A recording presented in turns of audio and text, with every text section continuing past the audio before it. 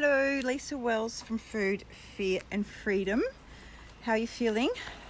Helping busy mums get their eating habits back on track, creating more consistent, healthy days for themselves, and just living with a sense of peace around food. That's what I do. So how are you feeling? Take a breath in and find out. Okay, so I wanted to talk to you. Hello, noisy bird. I wanted to talk to you about one of the biggest aha breakthrough moments that I had on my journey of overcoming food addiction. So I read this book, Practicing the Power of Now by Eckhart Tolle. And the first time I tried to read it, I really didn't understand what he was on about. The being and the present moment and the now and the being and the spirit and all this stuff. And I mean, I was a pretty spiritual person.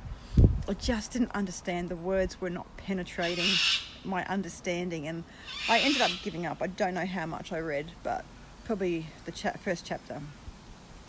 And then I put it away. And then maybe about a year and a half later, I read it again. And there is one sentence in particular. It's the second page of the first chapter. And it says, the greatest obstacle to experiencing the reality of your connectedness is identification with your mind, which causes thought to become compulsive.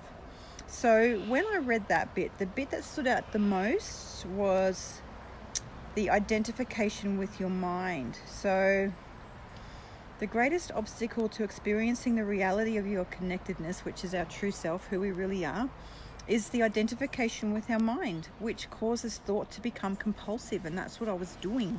My thoughts were compulsive. I was 100% identifying with my thoughts.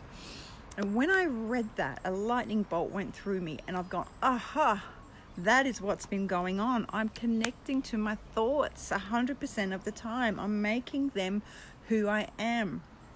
And you'll know that I went to therapy every year for 10 years. And I would have been told that. I know I would have been told that. But I guess it's not until you're ready to hear it, or you hear it a certain amount of times and then it sinks in, or I'm not quite sure what it is about how we learn, but I had that amazing, I think I was even crying. It really went right through me and I understood it and I got it.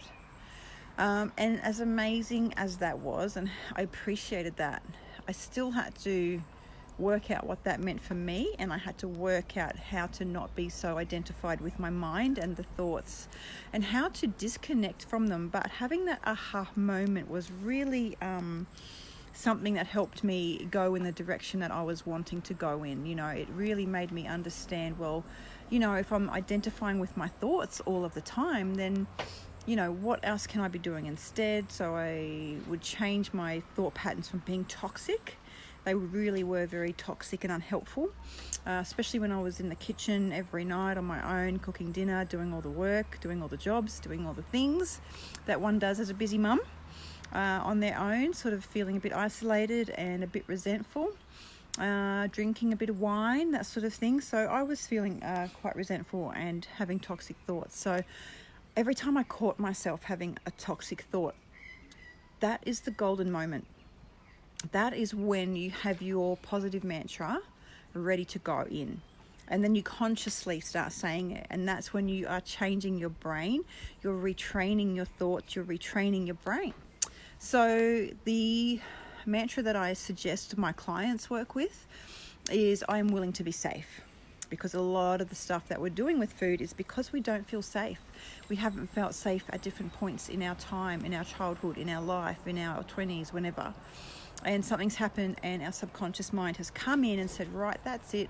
It's not safe for you to feel your emotions or feel your feelings. We're going to come in and we'll take over, and the subconscious mind basically starts running you because you don't sort of stand up to it. You don't let it know that you're safe now. The thing that happened doesn't exist anymore, and you're actually quite free, willing and able to take control back.